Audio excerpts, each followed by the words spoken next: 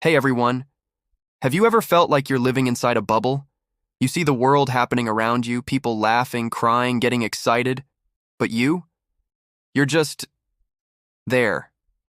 Calm, maybe, but also completely detached. It's like watching a movie of your own life instead of actually living it. If this sounds familiar, stick around because you're not alone, and there's a reason this happens. This feeling has a name: emotional numbness, or sometimes it's called emotional blunting. It's a very real psychological defense mechanism.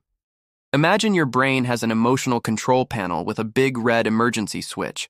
When life throws too much at you, overwhelming stress, a traumatic event, prolonged anxiety, or deep grief, your brain might just flip that switch. It does this to protect you, to stop the pain from becoming unbearable. It shuts down the intense negative feelings, and for a little while, that can feel like a relief.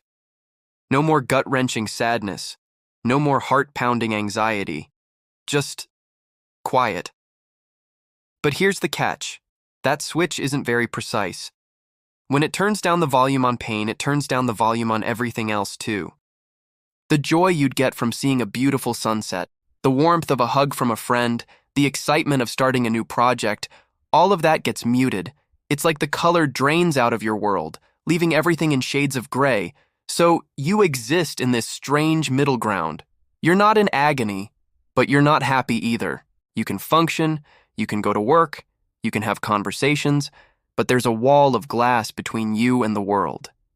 You might notice that things that used to make you laugh don't even get a smile anymore. Activities you once loved feel like chores. People might tell you they miss the old you, the one who was more expressive and engaged. This can be incredibly isolating, making you feel like a ghost in your own life.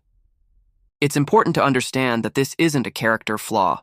It's not you being cold or uncaring. It's your brain doing what it thinks is best to survive an overwhelming situation. It's a sign that you've been through something significant, that you've been carrying a heavy load for far too long. The first step to turning the color back on is simply recognizing what's happening and acknowledging that it's a protective response, not a personal failing. So, how do we gently coax our brain to turn that emotional switch back on? It's not about forcing yourself to feel.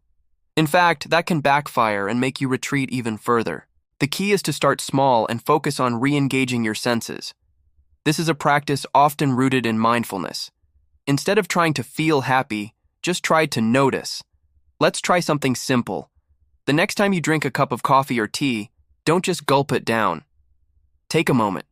Feel the warmth of the mug in your hands. Really smell the aroma. When you take a sip, notice the taste and the temperature as it passes your lips. Don't judge it.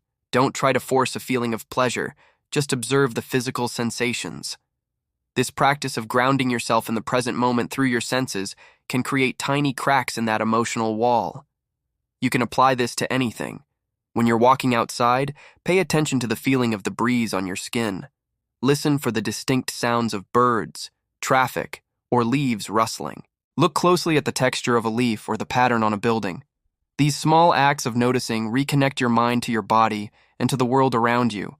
They're like little anchors to the present moment, gently pulling you out of that detached, foggy state.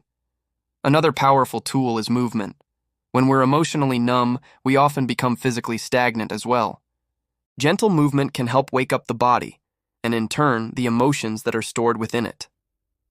This doesn't have to be an intense workout. It could be a slow, mindful walk. It could be some simple stretching when you wake up in the morning, paying attention to how each movement feels in your muscles. Yoga is particularly good for this, as it intentionally links breath, body, and mind. The goal isn't to burn calories, it's to inhabit your body again. As you start to re-engage your senses and your body, you might notice small flickers of emotion returning. It might be a brief pang of sadness or a fleeting moment of warmth. It's crucial to welcome these feelings without judgment. Remember, your brain shut them down because they felt threatening. Your job now is to create a safe space for them to return. When a feeling arises, just acknowledge it. You can even say to yourself, there's sadness, or, okay, that's a little spark of joy. By naming it, you're not getting swept away by it. You're observing it, letting it know it's okay to be there. It's also incredibly important to connect with others. even when it feels like the last thing you want to do. The isolation of emotional numbness feeds itself. Pushing yourself to spend time with a trusted, supportive friend, even if you don't talk about anything deep, can be a lifeline. The simple act of being in the presence of someone who makes you feel safe can be profoundly healing. You don't have to pretend to be cheerful. You can just be. However, it's vital to recognize that sometimes these self-help strategies aren't enough. If emotional numbness persists and significantly impacts your quality of life, it's a strong indicator that it's time to seek professional help.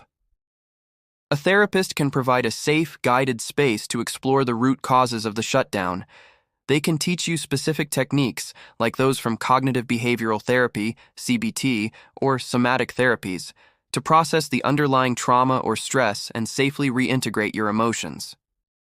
Reaching out is a sign of immense strength, not weakness. It's an act of taking control of your well-being. Feeling numb is a lonely experience, but I want to end by reminding you that this state isn't permanent. The color can and will return to your world. It's a journey of gently and patiently reconnecting with yourself and your senses, one small step at a time. Be kind to yourself through this process. You're healing from something real. Thank you so much for spending this time with me today. If this video resonated with you, please consider liking it and subscribing to the channel for more content about mental health and personal growth. Your support helps us reach more people who might be feeling this way. Take care and be gentle with yourself.